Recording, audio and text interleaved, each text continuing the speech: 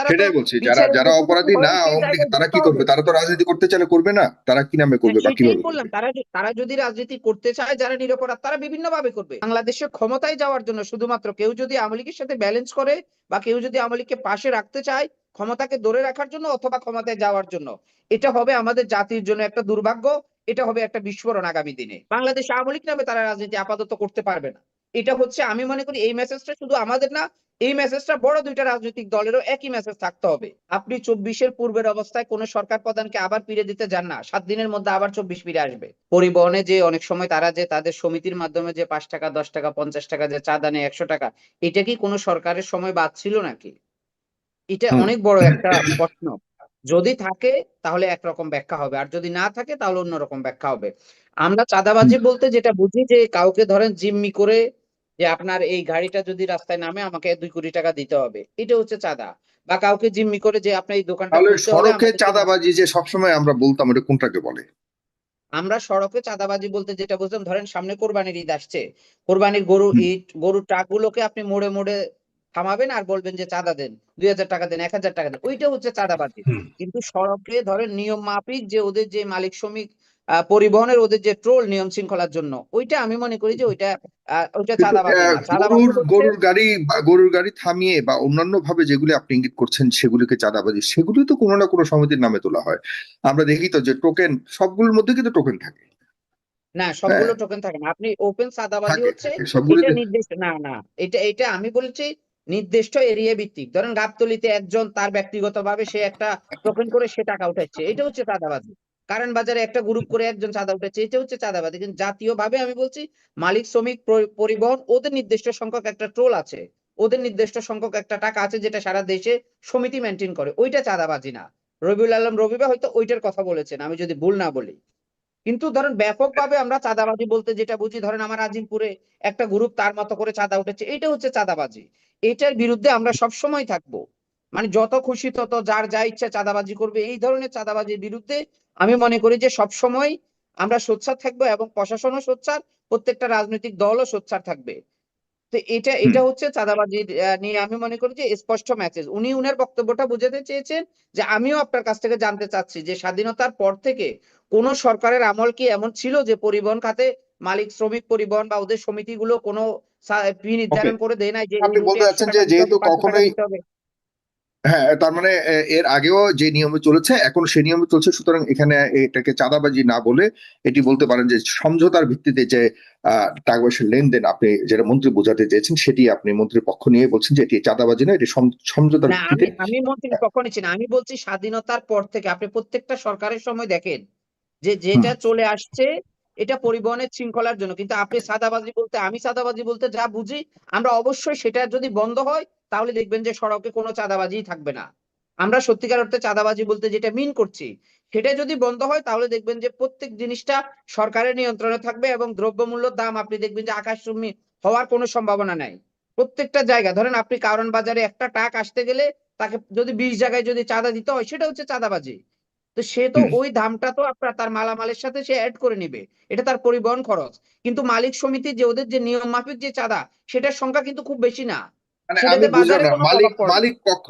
মালিক পক্ষ যদি, ধরেন কথার কথা সব মালিকরা বসে সিদ্ধান্ত নিলে ঠিক আছে আমরা 10 টাকা করে চাঁদা নেব, তো মালিক পক্ষ তো বসে ওখানে বসেই মান্থলি নিজেদের পকেট থেকে তো এটা দিয়ে দিতে পারে একসাথে বসে। রাস্তাঘাটে গাড়ি থামিয়ে যেটা আমরা দেখতে পাচ্ছি, এটি গাড়ি থামিয়ে টোকেনের মাধ্যমে টাকা নেওয়ার দরকারটা কি, সেটাও তো একটা মানে দৃষ্টিরত না, বিষয়। এই সবসময় আমরা সড়কে চাঁদাবাজি, এই মালিক সমিতির এসব সিদ্ধান্তের কারণে তো অন্যান্য সংগঠনেরও মানুষ যে যে যার মতো করে সংগঠন করে করে একই স্টাইলে চাঁদা তোলে, তখন আমরা কনফিউজ হয়ে যাই যে কোনটা মালিক পক্ষ, কোনটা শ্রমিক পক্ষ, কোনটা এই পক্ষ। সব পক্ষ মিলে যদি আপনার ওই একটা জায়গায় বসে রাস্তাঘাট থেকে সরে গিয়ে একটা নির্ধারিত স্থানে দিয়ে দিলে তো হয়।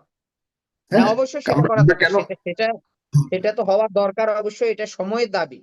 যে হুম। প্রত্যেকটা জায়গায় ধরেন মালিক শ্রমিক পক্ষ সরকার বসে যে নির্দিষ্ট একটা ধরেন ফি আদায় করবে, যেটা সরকার মালিক সবাই বসে একসাথে যৌথভাবে একটা নির্ধারণ করবে, এটা হচ্ছে আলাদা। কিন্তু আপনি যত তত যেখানে সেখানে গাড়ি থামিয়ে ওই ভাইয়ের নামে হ্যাঁ। সেই ভাইয়ের নামে চাঁদাবাজি, আমরা তো এগুলো বন্ধ চাচ্ছি, এবং আমাদের পাঁচ হুম। তারিখের পরে আমাদের অর্জনটা তো কিন্তু এটাই যে আমরা মন্ত্রীর চাঁদাবাজি কিন্তু হতে দেব না। মন্ত্রীর মন্ত্রীর মন্ত্রীর এই অ্যাপ্রুভালটা যে না, সমঝোতার ভিত্তিতে যেটা নিচ্ছে এটা চাঁদা নয়, এগুলি কি আসলে অন্যান্য চাঁদাবাজদেরকেও উস্কে দিচ্ছে কিনা প্রশ্নটা সেখান থেকে এসছে, বিরোধী দল থেকে এবং অন্যান্য পক্ষ থেকে।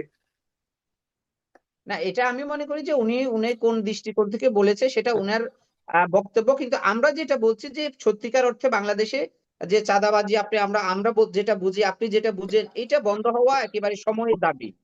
কারণ একটা হুম, সভ্য দেশে, একটা গণতান্ত্রিক দেশে কখনোই এইভাবে চাঁদাবাজি চলতে পারে না।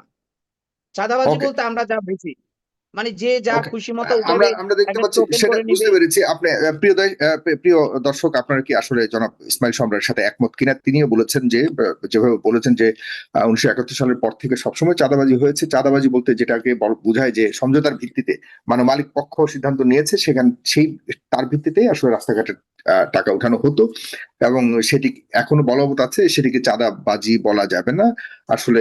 আহ, ঈদকে সামনে রেখে বা বিভিন্ন উপলক্ষকে সামনে রেখে জোর করে যে টাকা উঠানো, সেটাকেই চাঁদাবাজি বলতে চান জনাব ইসমাইল সম্রাট। আপনার কি একমত কিনা? আপনারা আপনাদের জায়গা থেকে বলবেন। যে ইসমাইল সম্রাট, এই পর্যায়ে আরেকটি দ্বিতীয় প্রশ্ন, এই পর্যায়ে সেটা হলো যে চতুর্দিকে আমরা দেখতে পাচ্ছি যে আওয়ামী লীগের বিভিন্ন অফিস খোলা হচ্ছে এবং সেখানে পতাকা উত্তোলন করা হচ্ছে। এটিকে আপনি কিভাবে দেখছেন? এবং জামাত ইসলাম এবং বিএনপির যে মুখোমুখি আবারও অবস্থান সরকার দল এবং বিরোধী দলের ভূমিকায়, এটির আসলে সুযোগ কি অন্য কেউ নিচ্ছে কিনা, এবং এটার ভবিষ্যৎ আসলে কিভাবে দেখেন আপনি, ছোট করে? জি, দেখুন আসলে জামাতে ইসলাম এবং বাংলাদেশ জাতীয়তাবাদী দল সহ আমরা যারা বিরোধী অ্যালায়েন্সে ছিলাম গত 17 বছর, আমরা যারা হুম, বিরোধী দলে ছিলাম, আমি মনে করি যে কোনো ভাবে দেশের জন্য হলেও, শুধু দলের জন্য না, ক্ষমতার জন্য না, আমাদের মধ্যে ন্যূনতম একটা ঐক্য থাকতে হবে।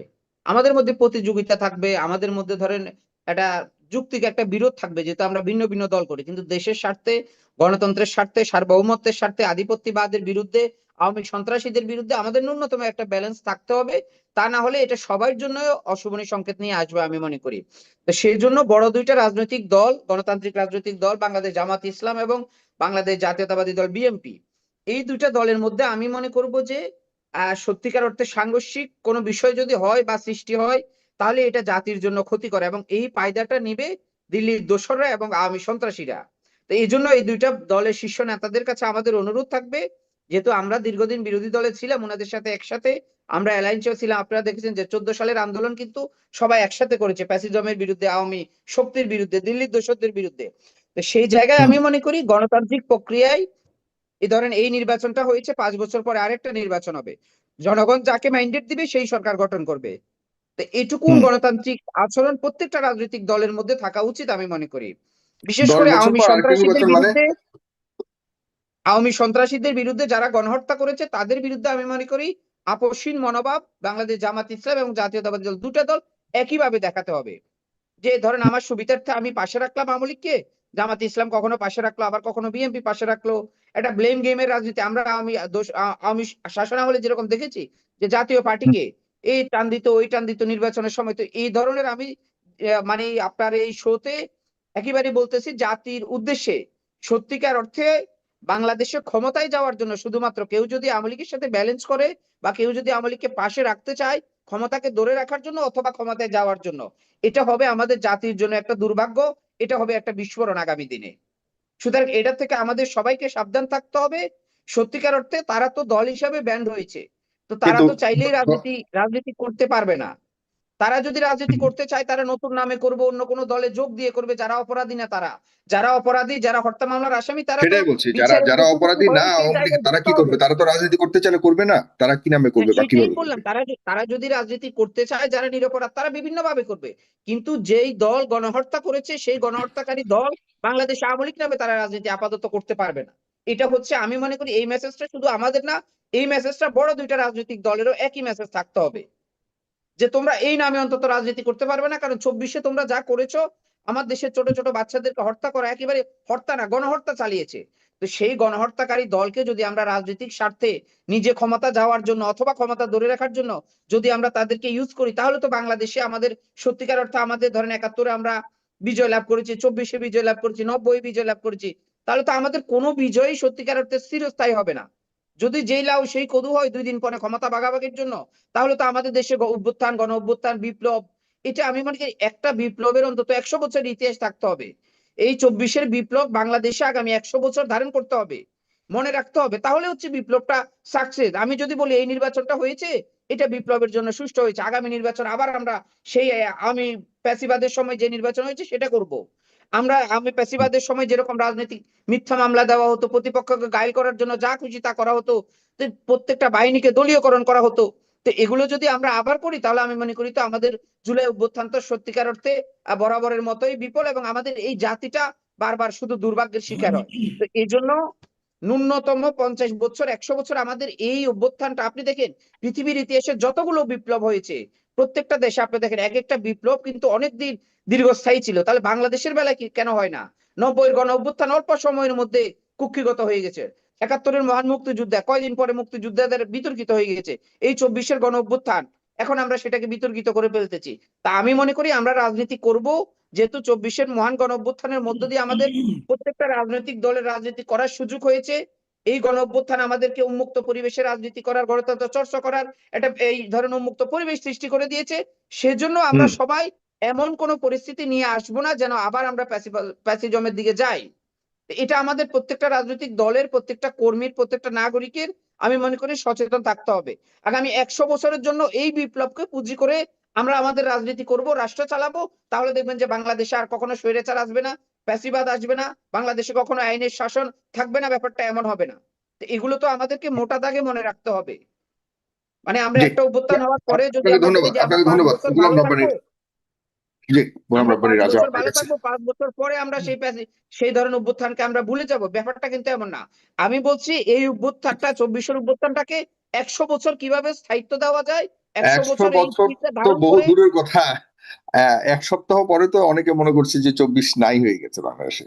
আপনি 100 বছর তো বহুত পরের কথা বলছেন। অনেকের প্রশ্ন যে এক সপ্তাহ হলো মাত্র, না এতেই সাগর, 24 সাগর ভাই, নিয়ে আমি টানাটানি আমি শুরু আমি হয়েছে। আপনাকে ছোট, আমি আপনাকে আমার অভিজ্ঞতা থেকে আপনাকে ছোট্ট একটা চ্যালেঞ্জ দিয়ে বলছি এখানে। দেখুন, যারা বলছে যে 24 নাই হয়ে গেছে, আপনি 24-এর পূর্বের অবস্থায় কোন সরকার প্রধানকে আবার ফিরে দিতে যান না, 7 দিনের মধ্যে আবার 24 ফিরে আসবে।